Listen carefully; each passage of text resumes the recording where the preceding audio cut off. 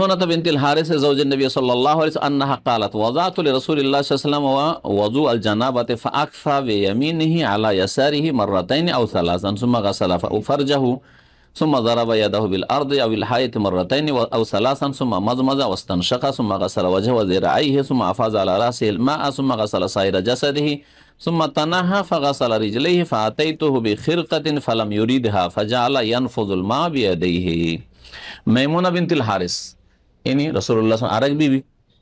গোসলের কথা নবী সাল্লাল্লাহু আলাইহি ওয়াসাল্লামের দূরের লোক কি করে জানবেন যে কেমন করে গোসল করতেন না করতেন, ফরজ গোসল, তাই না? তা আয়েশা রাদিয়াল্লাহু তাআলা একটা বয়ান করলেন, আরেকটা হচ্ছে মাইমুনাহ রাদিয়াল্লাহু তাআলার হাদিস।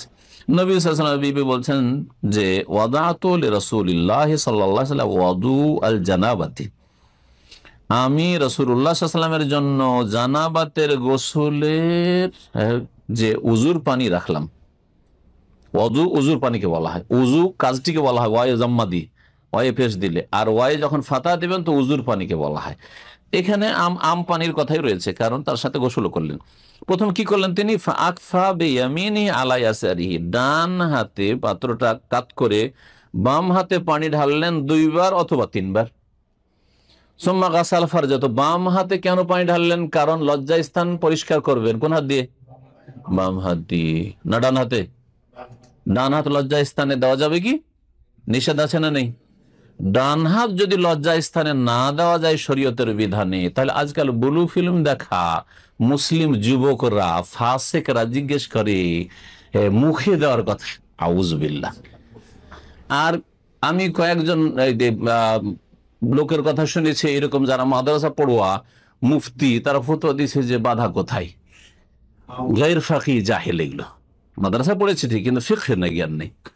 ইসলাম এত সুন্দর দিন যে যাতে মুখে আপনি বাম হাত দেবেন এটা পছন্দনীয় নয়, ডান হাত লজ্জা স্থানে দেবেন সেটা নিষেধ রয়েছে, ঠিক কিনা?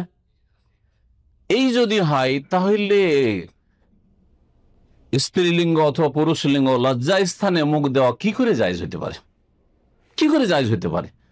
আর এই সব মৌলবীগুলো আবার ডিগ্রির দিক দিয়ে, পড়াশোনার দিক দিয়ে ভালো ডিগ্রি হাসিল করেছে, কিন্তু এদের জানি না শরীয়তের জ্ঞান আছে কিনা, ফতোয়া দেয়।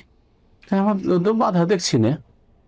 আমাকে কোনো লোক শুনিয়েছে ওদের থেকে, নাম বলছি না, সেসব বক্তা বা আলেমদের কথা, আল্লাহ এদেরকে হেদায়েত করে এবং বুঝার তৌফিক দান করে। আমি কিছু আম দলিল বললাম যাতে করে দিদি, দিন ইসলামে এত নোংরামি নেই।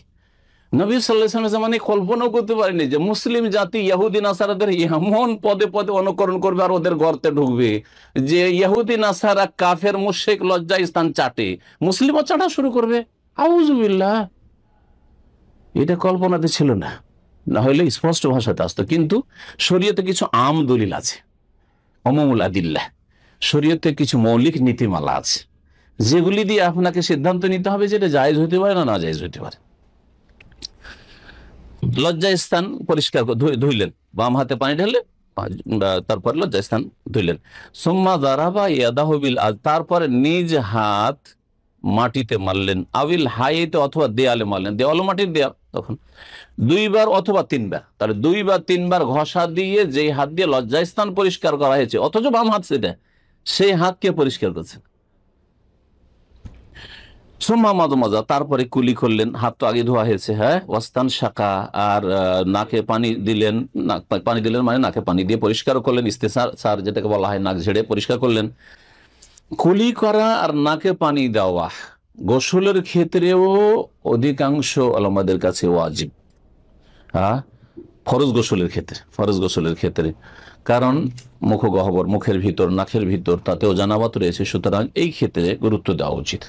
এটাকে সুন্নত না মনে করে, যদি ইখতিলাফ রয়েছে, একদল বলছেন সুন্নাত, আর একদল বলছেন যে এটা কুলি করা এবং নাকে পানি দেওয়া, নাক পরিষ্কার করা ওয়াজিব।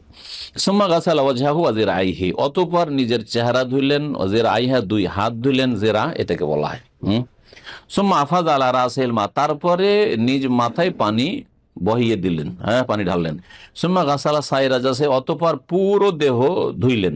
সুম্মা তানাহা, তারপরে সরে গেলেন, যেই জায়গায় গোসল করছে সেই জায়গা থেকে সরেন। কেন সরে গেলেন? এখনকার মতো প্লাস্টার করা ছিল না, হ্যাঁ, বাঁধা জায়গা, কাঁচা জায়গা ছিল, পানি জমে গেছে হয়তো, সেই জায়গাতে ওই যে পানিগুলো শরীরে পড়ে সেই পানি জমে আছে, তারপরে ধুলো মাটি হয়তো ওই পায়ে চলে আসবে, ওখানে ধুয়ে লাভ নেই, সরে গিয়ে শুকনো জায়গায় পাটা ধুইলেন, এইভাবে গোসল পুরা করলেন।